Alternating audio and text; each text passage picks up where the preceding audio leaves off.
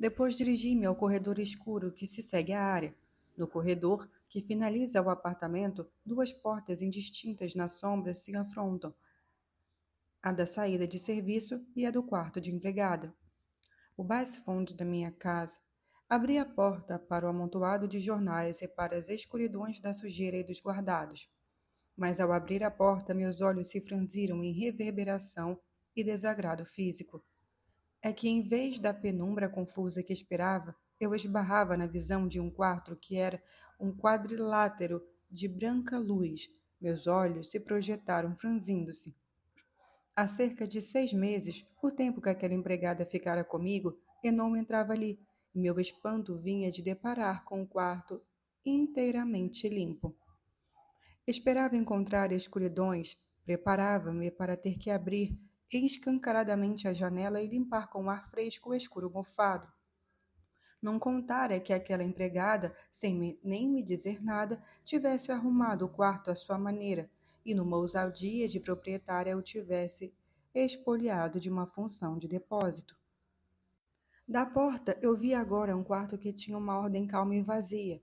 Na minha casa fresca, aconchegada e úmida, a criada, sem me avisar, abrira um vazio seco. Tratava-se agora de um aposento todo limpo e vibrante como um hospital de loucos onde se retiram os objetos perigosos. Ali, pelo oco criado, concentrava-se agora a reverberação das telhas, dos terraços de cimento, das antenas eretas de todos os edifícios vizinhos e do reflexo de 1000 vidraças de prédios. O quarto parecia estar em nível incomparavelmente acima do próprio apartamento. Como um minarete, começara então a minha primeira impressão de minarete, solto em cima de uma extensão ilimitada. Dessa impressão, eu só percebia, por enquanto, meu desagrado físico. O quarto não era um quadrilátero regular. Dois de seus ângulos eram ligeiramente mais abertos. E, embora esta fosse a sua realidade material, ela me via como se fosse minha visão que a deformasse. Parecia a representação no papel de modo como eu poderia ver um quadrilátero, já deformado nas suas linhas de perspectivas. A solidificação de um erro de visão, a concretização de uma ilusão de ótica. Não ser inteiramente irregular nos seus ângulos dava-lhe uma impressão de fragilidade de base, como se o quadro Mirarete não estivesse incrustado no apartamento nem no edifício. Da porta eu vi o sol fixo cortando, com uma nítida linha de sombra negra, o teto pelo meio e o chão pelo terço. Durante 6 meses, um sol permanente havia empenado o guarda-roupa de pinho e desnudava em mais branco ainda as paredes caídas. E foi numa das paredes que, num movimento de surpresa e recuo, veio o inesperado mural. Na parede caída, contígua à porta, e por isso eu ainda não o tinha visto. Estava quase em tamanho natural o contorno a carvão de um homem nu, de uma mulher nua e de um cão que era mais nu do que um cão. Nos corpos não estavam desenhados o que a nudez revela. A nudez vinha apenas da ausência de tudo o que cobre. Eram contornos de uma nudez vazia. O traço era grosso, feito com ponta quebrada de carvão. Em alguns trechos, o risco se tornava duplo, como de um traço fosse o tremor do outro, um tremor seco de carvão seco. A rigidez das linhas incrustava nas figuras agigantadas e atoleimadas da parede, como de 3 autômatos. Mesmo o cachorro tinha a loucura mansa daquilo que não é movido por força própria. Mal feito do traço excessivamente firme tornava o cachorro uma coisa dura e petrificada, mais engastada em si mesmo do que na parede. Passada a primeira surpresa de descobrir em minha própria casa o mural oculto, examinei melhor, dessa vez com surpresa divertida, as figuras soltas na parede. Os pés simplificados não chegavam a tocar na linha do chão, as cabeças pequenas não tocavam a linha do teto, e isso, aliado à rigidez estupidificada das linhas, deixava as 3 figuras soltas com 3 aparições de múmias. À medida que mais e mais me incomodava a dura imobilidade das figuras, mais forte se fazia em mim a ideia de múmias. Elas emergiam como se tivessem sido projetadamente gradual no interior da parede, vindas lentamente do fundo até terem sudorado a superfície da cal áspera.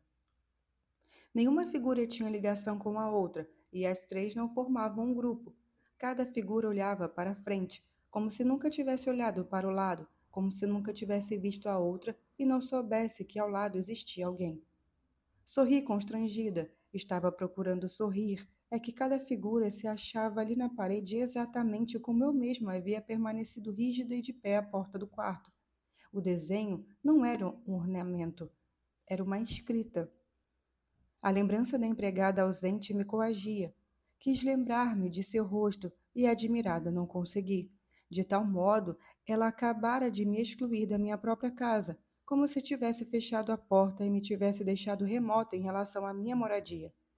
A lembrança de sua cara fugia-me. Devia ser um lapso temporário. Mas seu nome, é claro, lembrei-me finalmente. Janair. E olhando o desenho hierático, de repente me ocorria que Janair me odiara. Eu olhava as figuras de homem e mulher que mantinham expostas e abertas as palmas das mãos vigorosas, e que ali pareciam ter sido deixadas por Janair como mensagem bruta para quando eu abrisse a porta. Meu mal-estar era de algum modo divertido.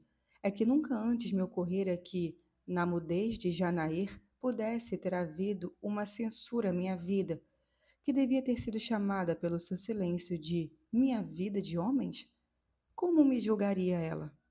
Como me julgara ela? Olhei o mural onde eu devia estar sendo retratada. Eu, o homem. E quanto ao cachorro, seria este epíteto que ela me dava? Havia anos que eu só tinha sido julgada pelos meus pares e pelo meu próprio ambiente, que eram, em suma, feitos de mim mesma e para mim mesma. Janair era a primeira pessoa realmente exterior de cujo olhar eu tomava consciência. Do súbito, dessa vez com mal-estar real, deixei finalmente vir a mim uma sensação que durante 6 meses, por negligência e desinteresse, eu não me deixava ter. A do silencioso ódio daquela mulher. O que me surpreendia é que era uma espécie de ódio isento, o pior ódio, o indiferente. Não um ódio que me individualizasse, mas apenas a falta de misericórdia. Não, nem ao menos ódio. Foi quando inesperadamente consegui rememorar seu rosto, mas é claro, como pudera esquecer? Revi o rosto preto e quieto, revi a pele inteiramente opaca que mais parecia um de seus modos de se calar, as sobrancelhas extremamente bem desenhadas, revi os traços finos e delicados que mal eram desvisados do negror apagado na pele. Os traços, descobri sem prazer, eram traços de rainha, e também a postura, o corpo ereto, delgado, duro, liso, quase sem carne, ausência de seios e de ancas. E sua roupa? Não era de surpreender que eu a tivesse usado como se ela não tivesse presença. Sob o pequeno avental vestia-se sempre de marrom escuro ou de preto, o que a tornava toda escura e invisível. Arrepiei-me ao descobrir que até agora eu não havia percebido que aquela mulher era uma invisível. Janair tinha quase que apenas a forma exterior. Os traços que ficavam dentro de sua forma eram tão apurados que mal existiam. Ela era achatada como um baixo relevo preso a uma tábua. E fatalmente, assim como ela era, assim deveria ter me visto, abstraindo daquele meu corpo desenhado na parede tudo o que não era essencial e também de mim só vendo o contorno. No entanto, curiosamente, a figura na parede lembrava-me alguém, que era eu mesma. Coagida com a presença de Janair, deixara de si mesma no quarto da minha casa, eu percebia que as três figuras angulares de zumbis haviam de fato retardado minha entrada, como se o quarto ainda estivesse ocupado. Eu hesitava à porta. Também porque a simplicidade inesperada do aposento me desnorteava. Na verdade, eu não saberia sequer por onde começar a arrumar, ou mesmo se havia o que arrumar. Olhei desanimada a nudez do minarete. A cama de onde fora tirado o lençol expunha o colchão de pano empoeirado, com suas largas manchas desbotadas, como se o suor ou sangue aguado, manchas antigas e pálidas. Uma ou outra crina fibrosa furava o pano que estava podre de tão seco e espetava-se ereta no ar. De encontro a uma das paredes, 3 maletas velhas empilhavam-se em tal perfeita ordem simétrica que sua presença me passara despercebida, pois em nada alteravam o vazio do quarto. Sobre elas e sobre a marca quase morta de um GH, o acúmulo já sedimentado e tranquilo de poeira. E havia também um guarda-roupa esteiro, ele de uma porta só e da altura de uma pessoa, de minha altura. A madeira, continuamente ressecada pelo sol, abria-se em gretas e farpas. Aquela Janair nunca, pois, havia fechado a janela?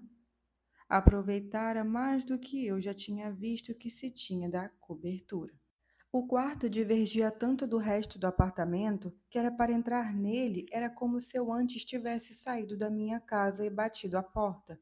O quarto era o oposto do que eu criara em minha casa, o oposto da suave beleza que resultara do meu trabalho de arrumar, de meu talento de viver, o oposto de minha ironia serena, de minha doce e isenta ironia. Era uma violentação de minhas aspas, das aspas que faziam de mim uma citação de mim. O quarto era o retrato de um estômago vazio. E nada lhe fora feito por mim. No resto da casa, o sol se filtrava de fora para dentro, raio ameno por raio ameno, resultado do jogo duplo de cortinas pesadas e leves. Mas ali o sol não parecia vir de fora para dentro.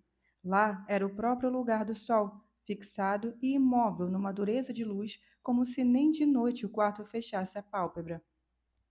Tudo ali eram nervos seccionados que estivessem secados suas extremidades em arame. Eu me preparara para limpar coisas sujas, mas lidar com aquela ausência me desnorteava.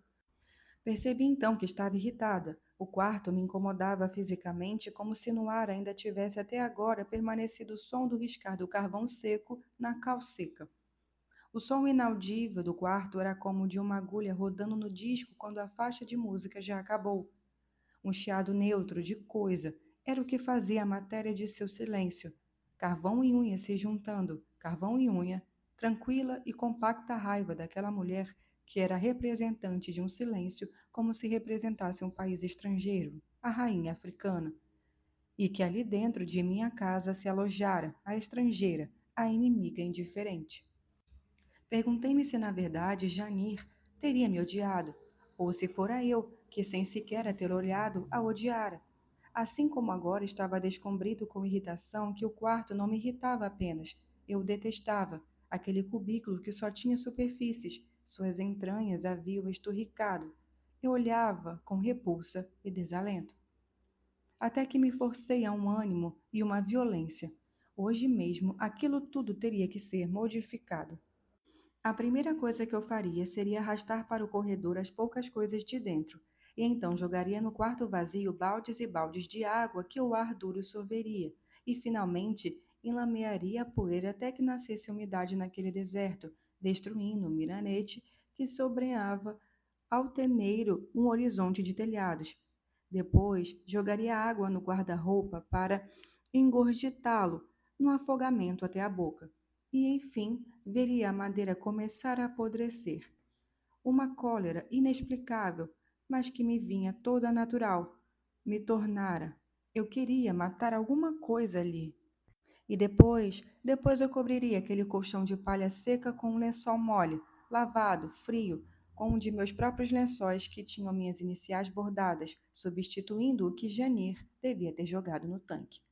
Mas antes rasparia da parede a granulada secura do carvão, desencrustando a faca, o cachorro, apagando a palma exposta das mãos do homem, destruindo a cabeça pequena demais para o corpo daquela mulherona nua. E jogaria água e água que escorreria em rios pelo respaldo da parede. Como se já estivesse vendo a fotografia no quarto depois que fosse transformado em meu e em mim, suspirei de alívio. Entrei então. Como explicar, senão que estava acontecendo o que não entendo? O que queria essa mulher que sou? O que acontecia a um GH no couro da valise? Nada, nada. Só que meus nervos estavam agora acordados. Meus nervos que haviam sido tranquilos ou apenas arrumados? Meu silêncio fora silêncio ou uma voz alta que é muda? Como te explicar? Eis que, de repente, aquele mundo inteiro que eu era crispava-se de cansaço. Eu não suportava mais carregar nos ombros. O quê? E sucumbia a uma tensão que eu não sabia que me sempre fora minha.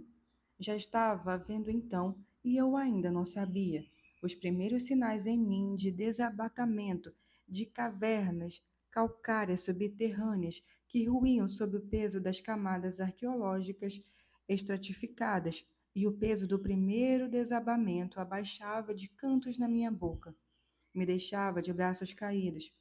O que me acontecia? Nunca saberei entender, mas há de haver quem entenda. E é em mim que tenho de criar esse alguém que entenderá. É que apesar de já ter entrado no quarto, eu parecia ter entrado em nada. Mesmo dentro dele, eu continuava de algum modo do lado de fora, como se ele não tivesse bastante profundidade para me caber e deixasse pedaços meus no corredor, na maior pulsão de que eu já fora vítima. Eu não cabia. Ao mesmo tempo, olhando o baixo céu do teto caiado, eu me sentia sufocada de confinamento e restrição, e já tinha falta de minha casa. Forcei-me a lembrar que também aquele quarto era minha vida, era minha posse, e dentro da minha casa, pois, sem sair desta, sem descer nem subir, eu havia caminhado para o quarto, a menos que tivesse havido um modo de cair num poço mesmo em sentido horizontal, como se houvessem entortado ligeiramente o edifício e eu, deslizando, tivesse sido despejada de porta a portas para aquela mais alta. Embaraçada ali dentro por uma teia de vazios, eu esquecia de novo o roteiro da arrumação que traçava e não sabia ao certo por onde começar a arrumar. O quarto não tinha um ponto que se pudesse chamar de seu começo, nem um ponto que pudesse ser considerado o fim. Era de um igual que o tornava indelimitado.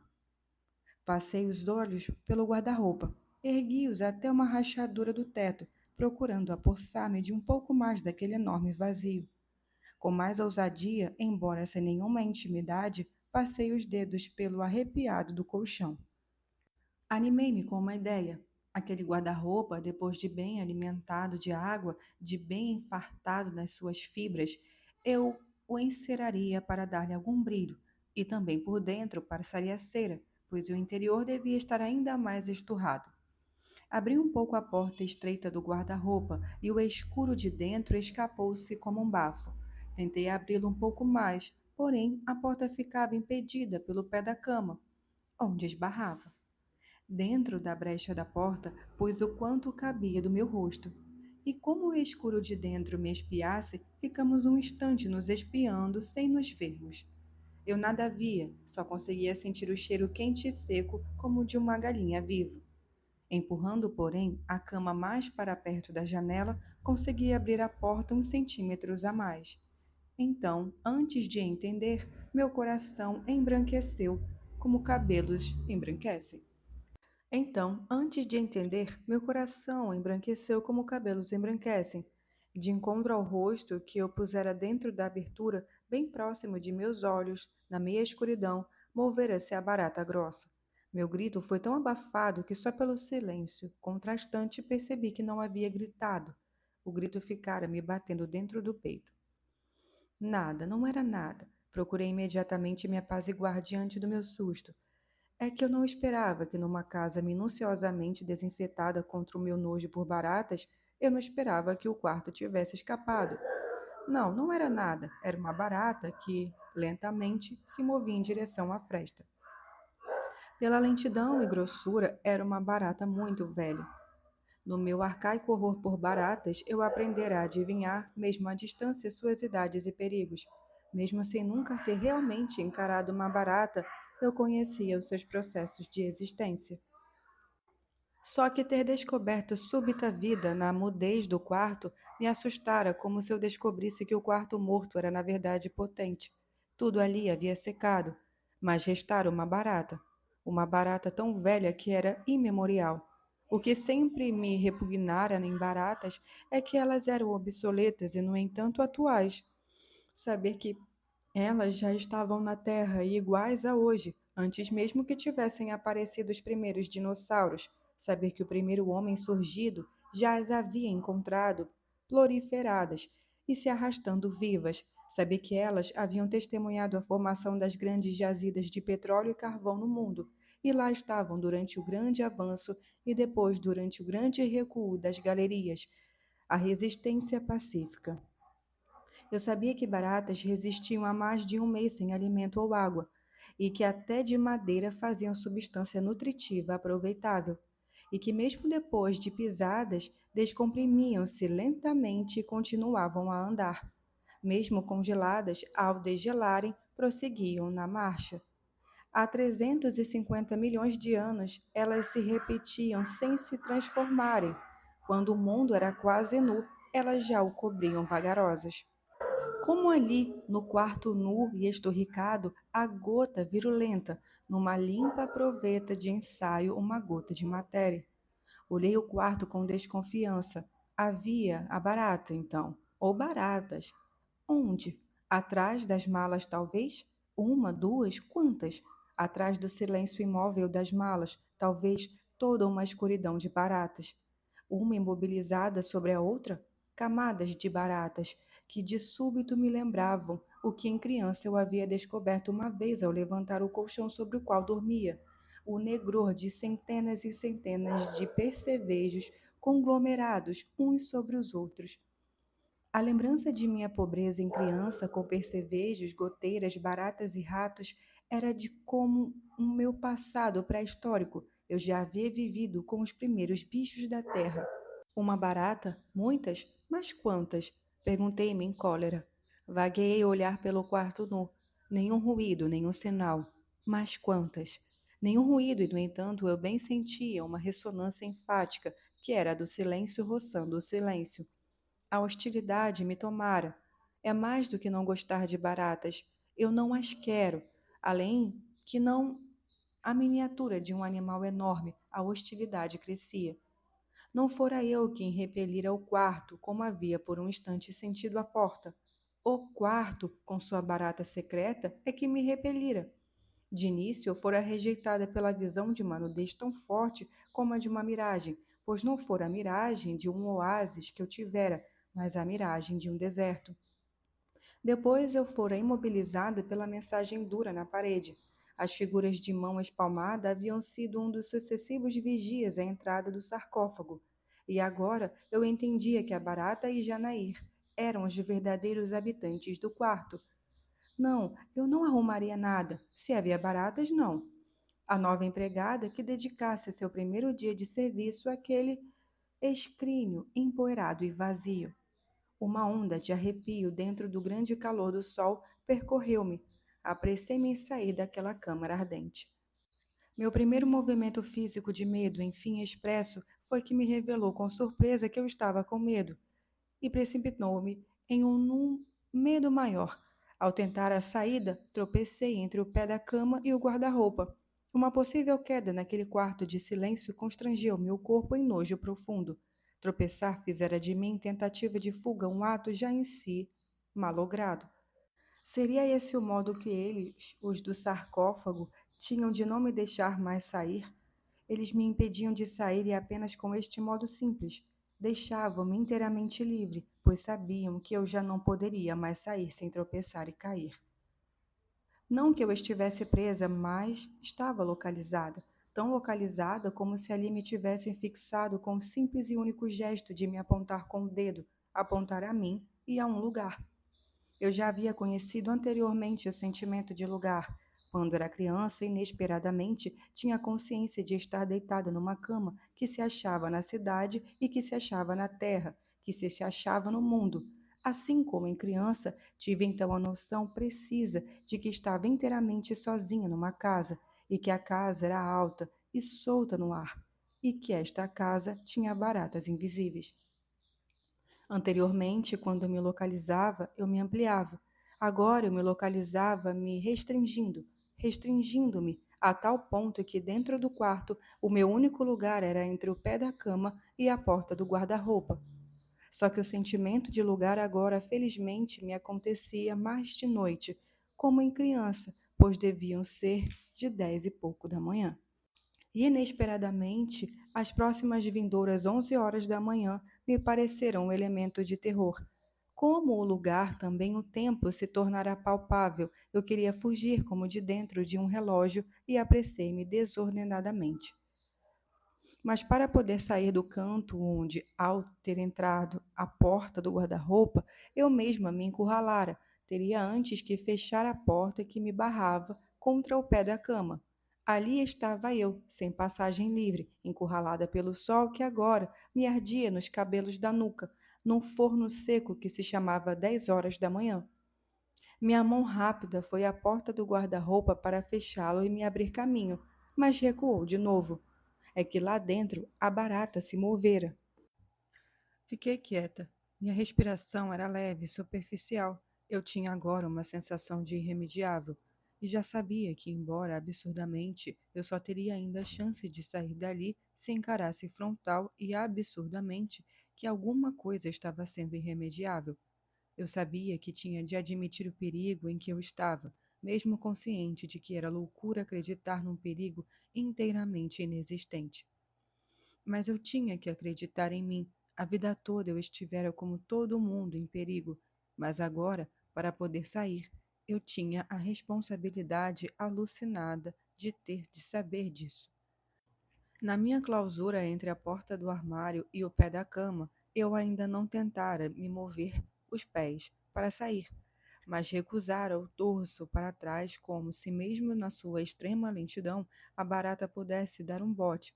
Eu já havia visto as baratas que de súbito voam, a fauna alada. Fiquei imóvel, calculando desordenadamente. Estava atenta, eu estava toda atenta. Em mim, um sentimento de grande espera havia crescido e uma resignação surpreendida. É que eu, nesta espera, atenta, eu reconhecia todas as minhas esperas anteriores.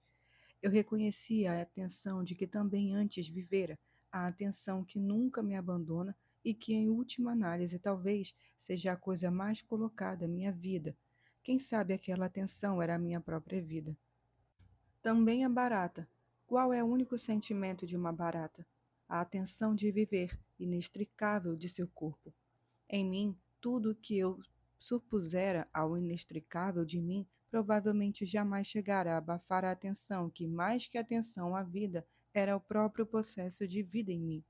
Foi então que a barata começou a emergir do fundo. Foi então que a barata começou a emergir do fundo, antes o tremor anunciante das antenas. Depois, atrás dos fios secos, o corpo relutante foi aparecendo, até chegar quase toda à tona da abertura do armário. Era parda, era hesitante como se fosse enorme de peso, estava agora quase toda visível. Abaixei rapidamente os olhos. Ao esconder os olhos, eu escondia da barata a astúcia que me tomara, o coração que me batia quase como uma alegria.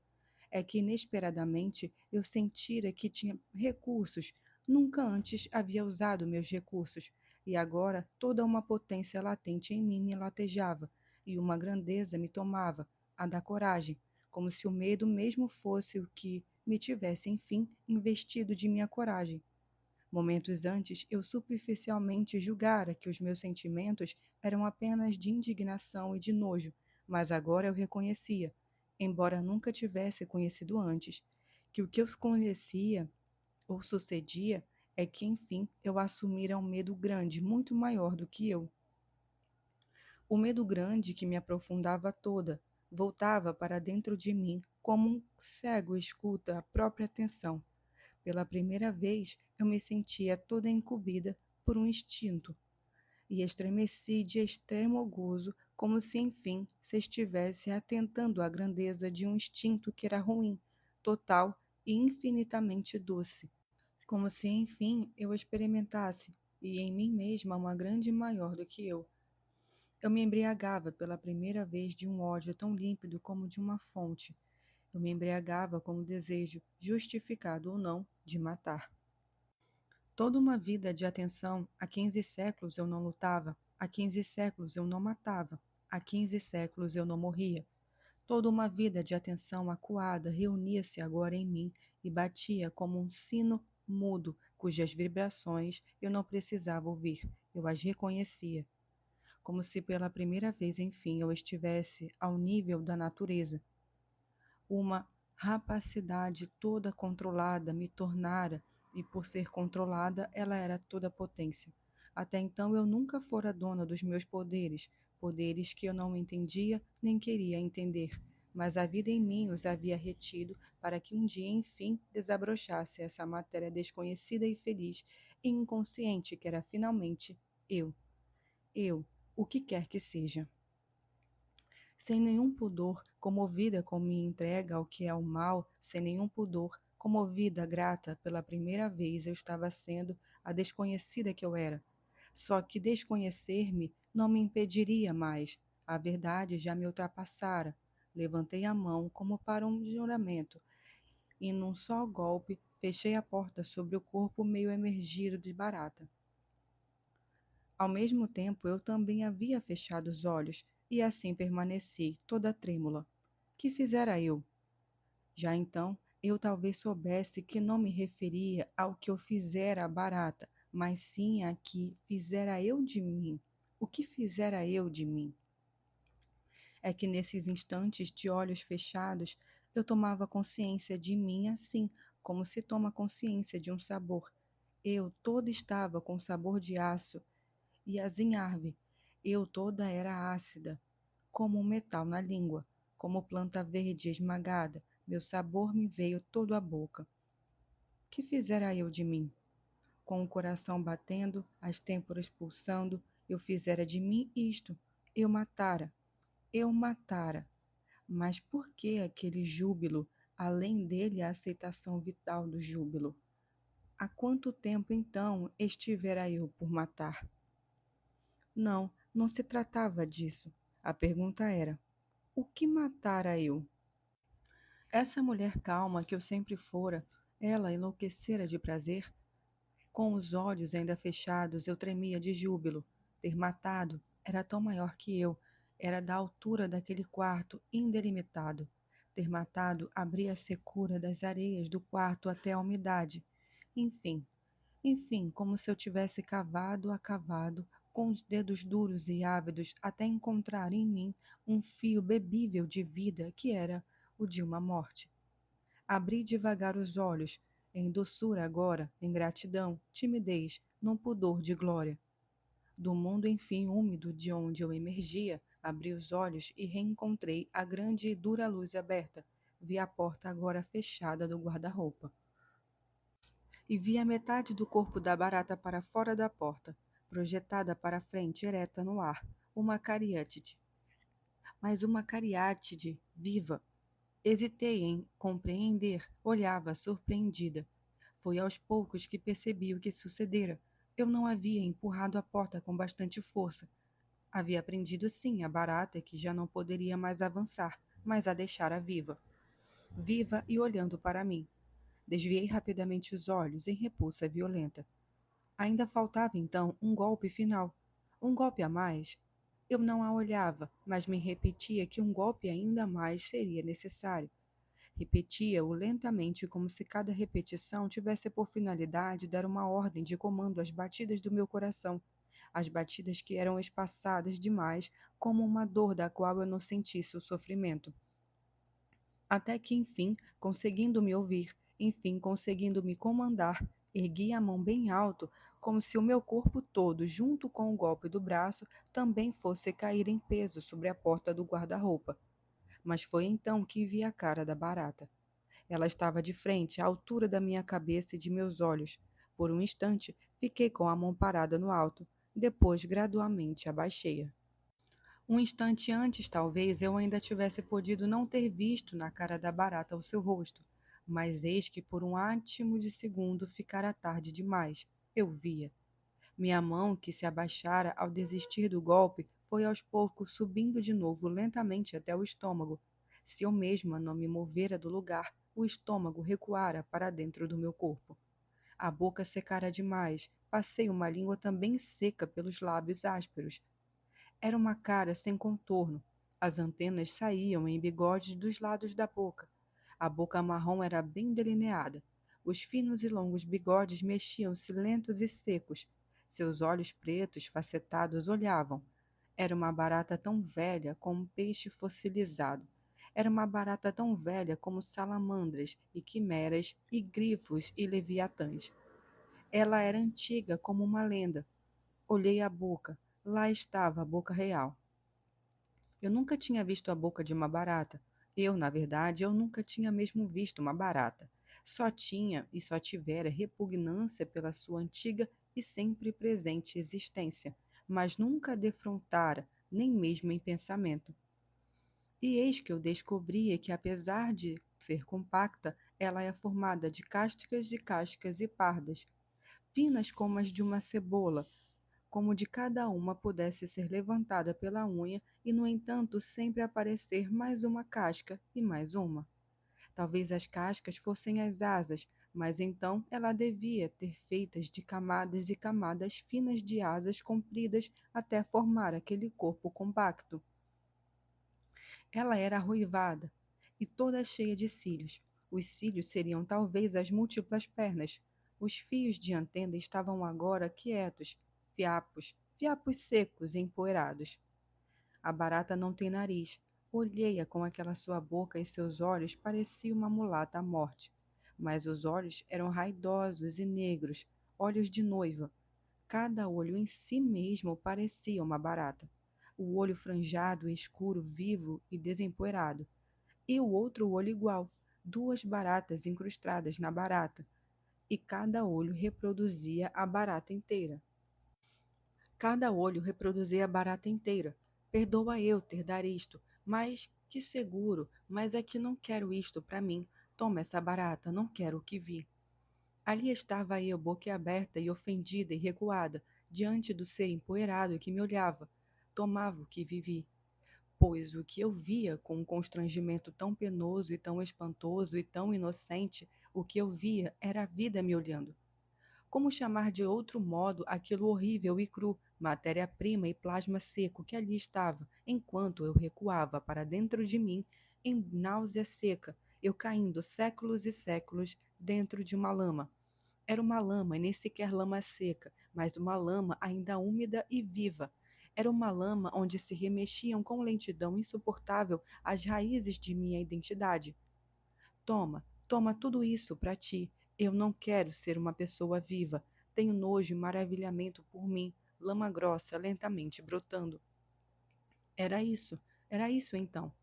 É que eu olhava a barata viva e nela descobria a identidade da minha vida mais profunda. Em derrocada difícil, abriam-se dentro de mim passagens duras e estreitas. Olhei a barata.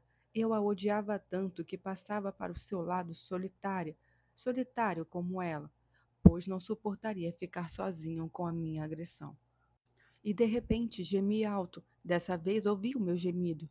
É que como um pus subia na minha tona as minhas mais verdadeiras consistências, e eu sentia com susto e nojo que eu ser vinha de uma fonte muito anterior à humana e com horror muito maior que a humana. Abria em mim, com uma lentidão de portas de pedra, abria-se em mim a larga vida do silêncio, e mesmo que estava no sol parado, a mesma que estava na barata imobilizada, e que seria a mesma em mim. Se eu tivesse coragem de abandonar meus sentimentos, se eu tivesse coragem de abandonar a esperança. A esperança de quê? Pela primeira vez eu me espantava de sentir que havia fundado toda uma esperança em viver e ser aquilo que eu não era. A esperança. Que outro nome dar? Que pela primeira vez eu agora iria abandonar por coragem e por curiosidade mortal. A esperança na minha vida anterior teria se fundado numa verdade? Com espanto infantil, eu agora duvidava. Para saber o que realmente eu quis é esperar, teria eu antes que passar pela minha verdade? Até que ponto, até que agora eu havia inventado um destino, vivendo ou tentando entender subterraneamente o outro? Fechei os olhos, aguardando que a estranheza passasse, aguardando que meu arfar não fosse mais o daquele gemido que eu ouvira como vindo do fundo de um cinerta, seca e funda, assim como a barata era bicho de cisterna seca. Eu ainda continuava a sentir incalculavelmente longínquo de mim o gemido que não me chamava mais à garganta. Isto é loucura, pensei de olhos fechados, mas era tão inegável sentir aquele nascimento de dentro da poeira que eu não podia senão seguir aquilo que eu bem sabia que não era loucura. Era, meu Deus, uma verdade pior, a horrível. Mas horrível por quê? É que ela contrariava sem palavras tudo o que antes eu costumava pensar também sem palavras. Agradeci que a estranheza passasse, que a saúde voltasse, mas reconhecia no esforço imemorável de memória que já havia sentido essa estranheza. Era a mesma que eu experimentava quando via fora de mim o meu próprio sangue e eu o estranhava. Pois o sangue que eu via fora de mim, aquele sangue que eu estranhava com atração, ele era meu. Eu não queria reabrir os olhos, não queria continuar a viver. Os regulamentos e as leis, era preciso não esquecê-los. É preciso não esquecer que sem os regulamentos e as leis também não haverá a ordem. Era preciso não esquecê-los e defendê-los para me defender. Mas é que eu já não podia mais me amarrar. A primeira ligação já se tinha involuntariamente partido, e eu me despregava da lei, mesmo intuindo que iria entrar no inferno da matéria viva. Que espécie de inferno me aguardava? Mas eu tinha que ir. Eu tinha que cair na danação da minha alma. A curiosidade me consumia. Então abri de uma vez só os olhos e vi um cheio vastidão indelimitado de quarto, aquele quarto que vibrava em silêncio, laboratório de inferno. O quarto desconhecido. Minha entrada nele se fizera enfim. A entrada para este quarto só tinha uma passagem e estreita, pela barata. A barata que enchia o quarto de vibração enfim aberta, as vibrações de seus guizos de cascavel do deserto. Através de dificultoso caminho, eu chegara à profunda incisão na parede que era aquele quarto, e a fenda formava como uma cave, um amplo salão natural. Nu, como preparado para a entrada de uma só pessoa, e quem entrasse se transformaria em ela ou num ele. Eu era aquela a quem o quarto chamava de ela. Ali entrara eu, e ali entrara um eu a quem o quarto dera uma dimensão de ela, como se fosse também o outro lado do cubo, o lado que não se vê porque se está vendo de frente. E na minha grande dilatação, eu estava no deserto. Como te explicar? Eu estava no deserto como nunca estive. Era um deserto que me chamava como um cântico monótono e remoto chama. Eu estava sendo seduzida e ia para essa loucura promissora. Mas meu medo não era o de quem estivesse indo para a loucura, e sim para uma verdade. Meu medo era de ter uma verdade que eu viesse a não querer, uma verdade infame e que me fizesse rastejar e ser do nível da barata. Meus primeiros contatos com as verdades sempre difamaram. Segura minha mão, porque sinto que estou indo. Estou de novo indo para o mais primária vida divina. Estou indo para um inferno de vida crua. Não me deixes ver porque estou perto de ver o núcleo da vida, e através da barata que mesmo agora revejo, através dessa amostra de calmo horror vivo, tenho medo de que nesse núcleo eu não saiba mais o que é esperança. A barata é pura sedução. Cílios, cílios pestanejando que chamam. Também eu, que aos poucos estava me reduzindo ao que em mim era irredutível. Também tinha milhares de cílios pestanejando e com meus cílios eu avanço. Eu, protozoária, proteína pura. Segura minha mão. Cheguei ao irredutível com a fatalidade de um dobre. Sinto que tudo isso é antigo e amplo. Sinto que hieroglifos da barata lenta, a grafia do extremo oriente, e neste deserto de grandes seduções, as criaturas, eu e a barata viva. A vida, meu amor, é uma grande sedução onde tudo o que existe se seduz. Aquele quarto que estava deserto e por isso primeiramente vivo, eu chegara ao nada, e ao nada era vivo e úmido. Eu chegara ao nada, e o nada era vivo e úmido. Foi então, foi então que lentamente, como de uma Bisnaga foi saindo lenta a matéria da barata de fora esmagada. A matéria da barata, que era o seu de dentro, a matéria grossa, esbranquiçada, lenta, crescia para fora como de uma bisnaga de pasta de dentes.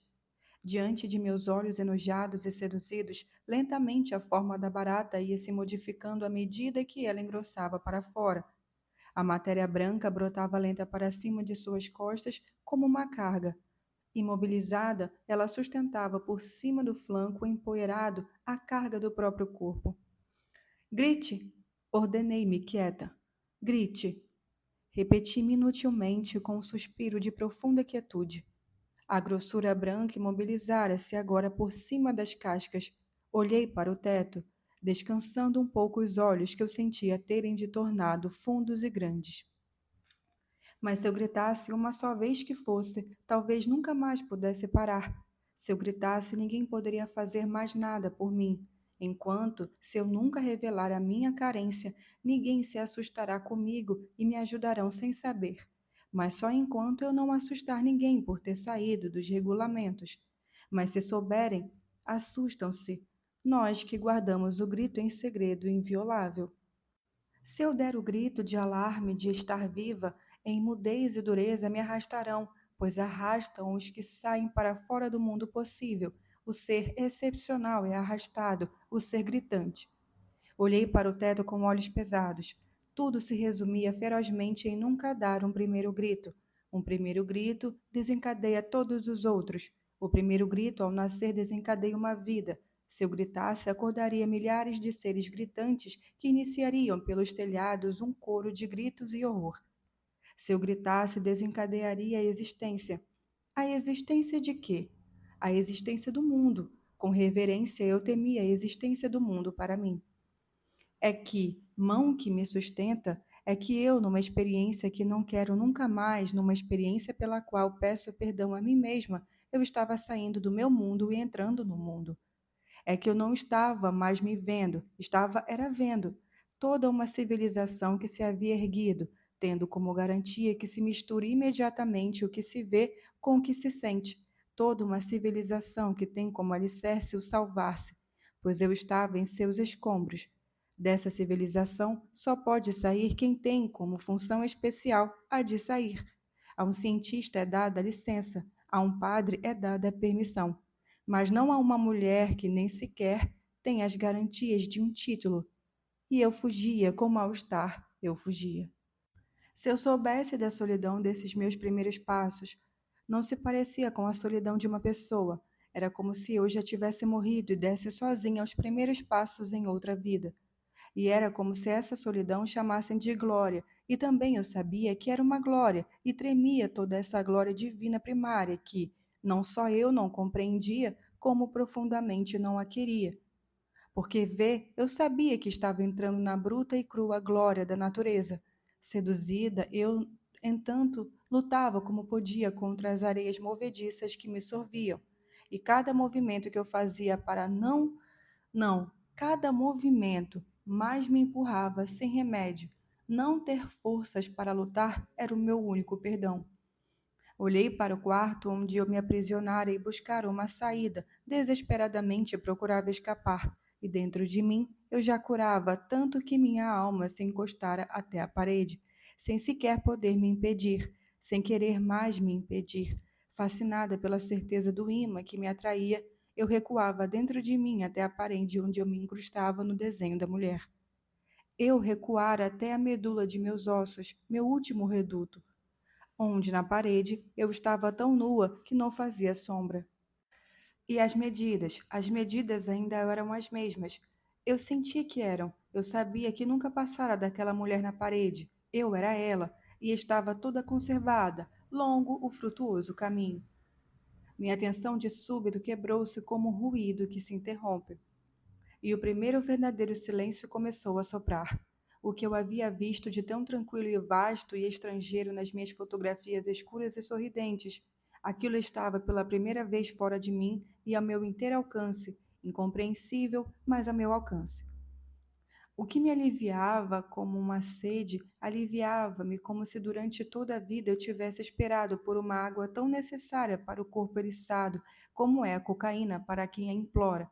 Enfim, o corpo, embebido de silêncio, se apaziguava. O alívio vinha de eu caber no desenho mudo da caverna.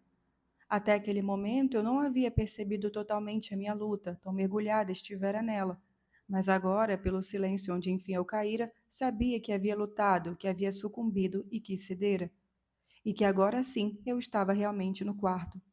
Tão dentro dele como um desenho há 300.000 anos numa caverna. E eis que eu cabia dentro de mim. Eis que eu estava em mim mesmo, gravada na parede.